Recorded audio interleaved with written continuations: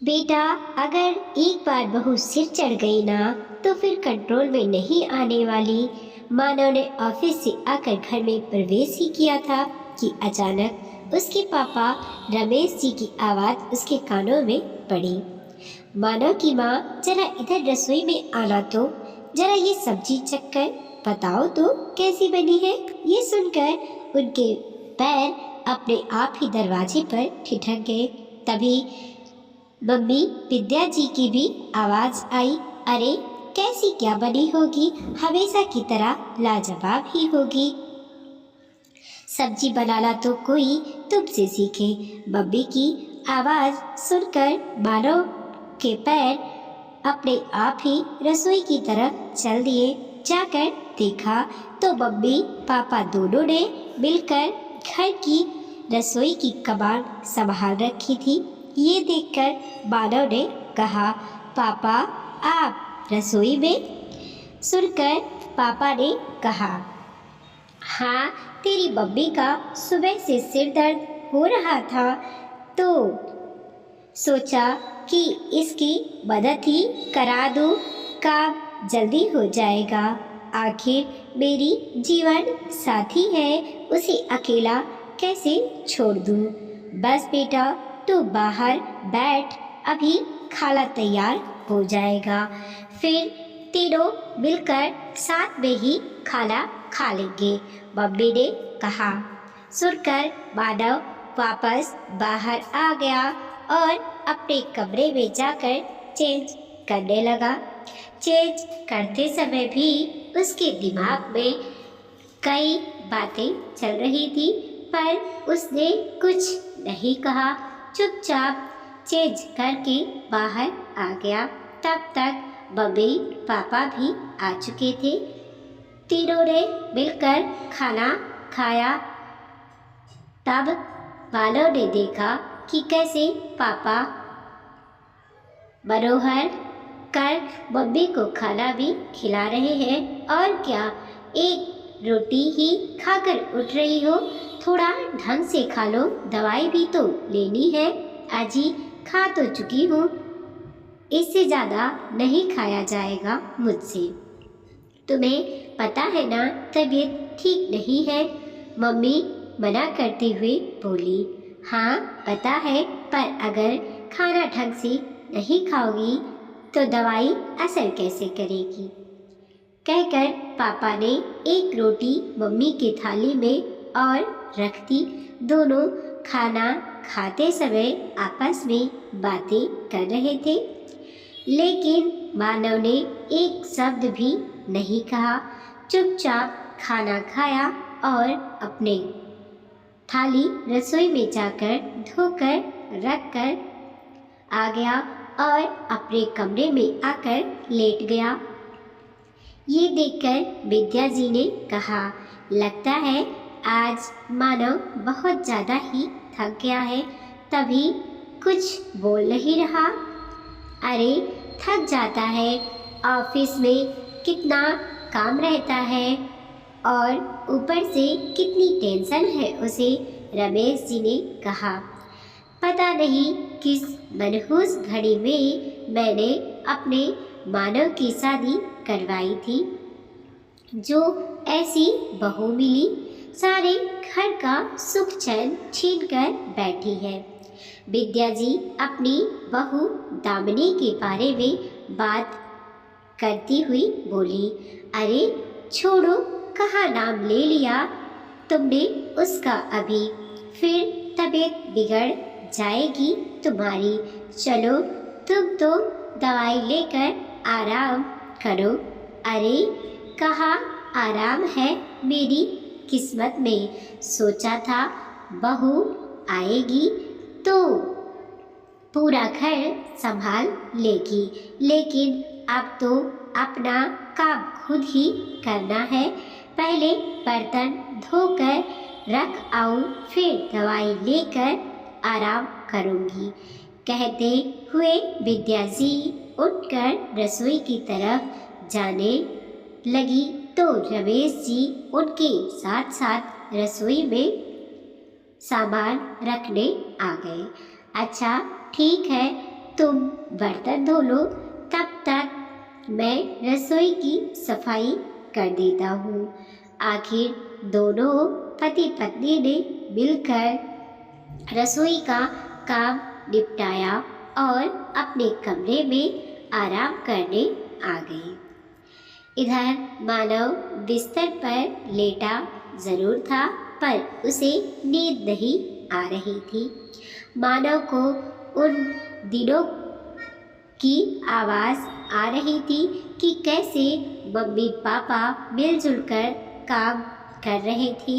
ये सुनकर देखकर मानव के मन में कई सवाल चलने लगे। पापा का कहे हुए शब्द उसके दिमाग में अभी भी घूम रहे थे।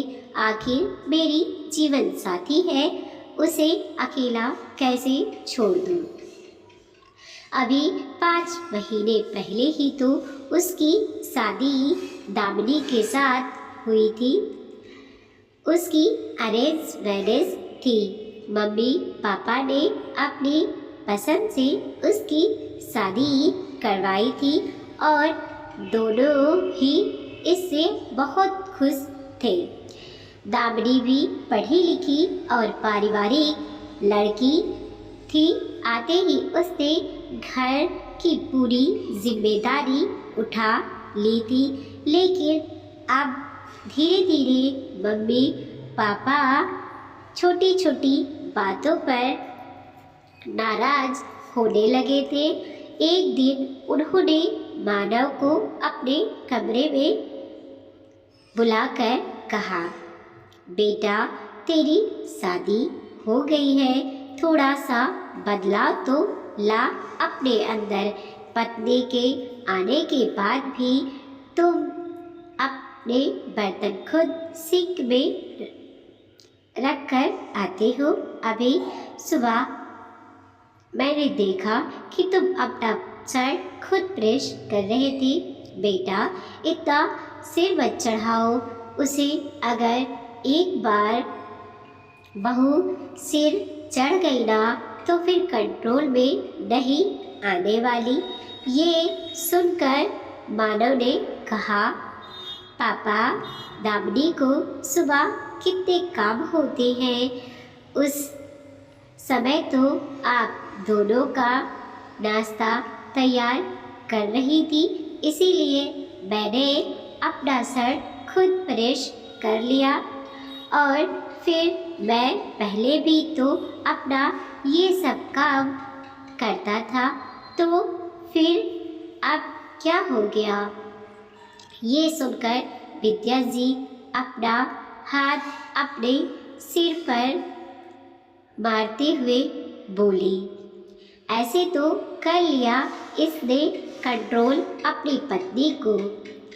अरे पहले की बात और थी, पहले तेरी शादी नहीं हुई थी और तेरी पत्नी इस घर में नहीं थी, लेकिन अब वो आ चुकी है तो अब उसके काम उसको ही करने चाहिए।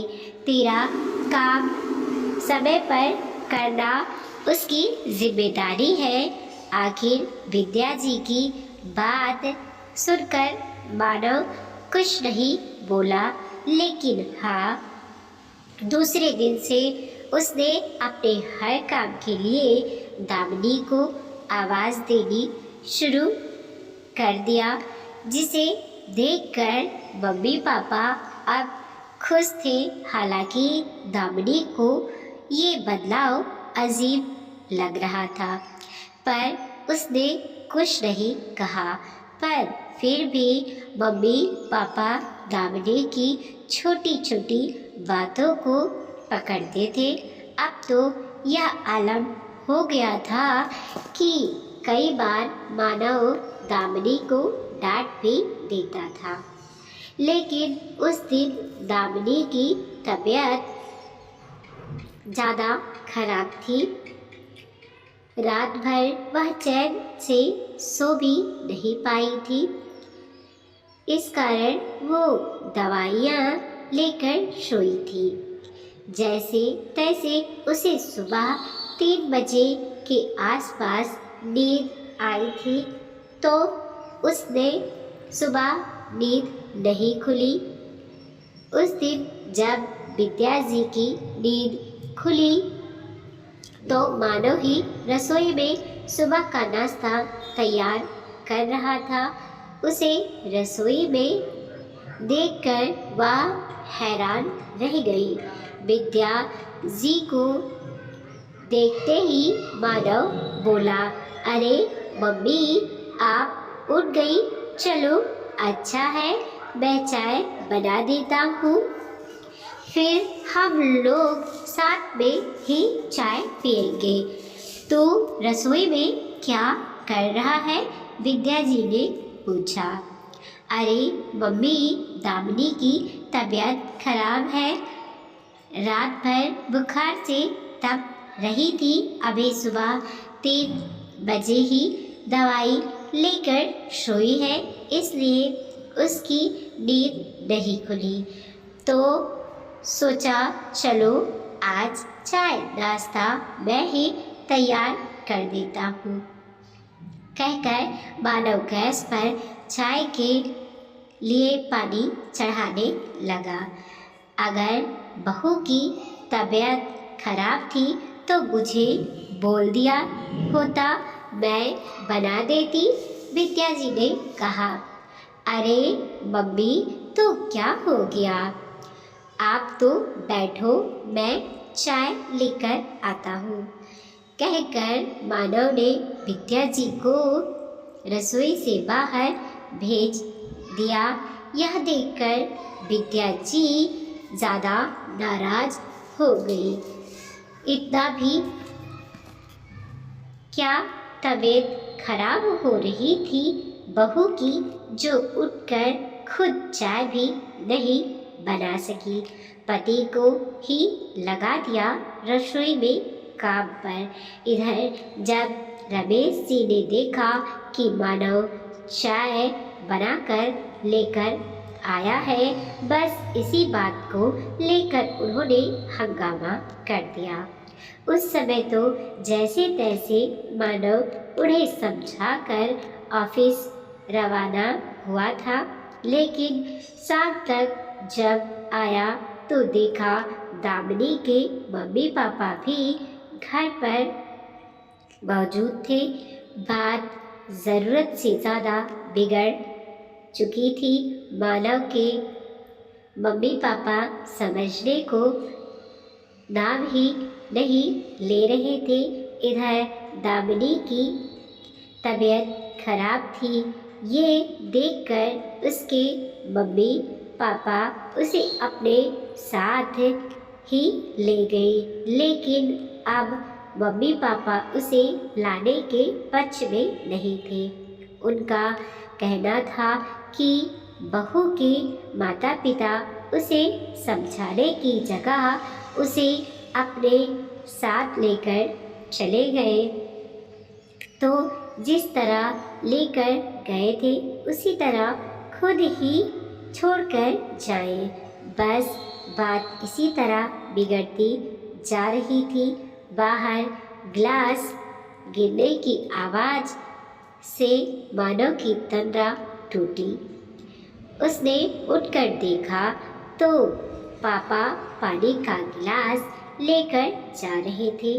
मानव को देखते ही बोले, अरे बेटा, कुछ नहीं हुआ है, वो तेरी मम्मी को दवाई देने के लिए पानी का गिलास लेकर जा रहा था, अंधेरा था इसलिए टकरा गया।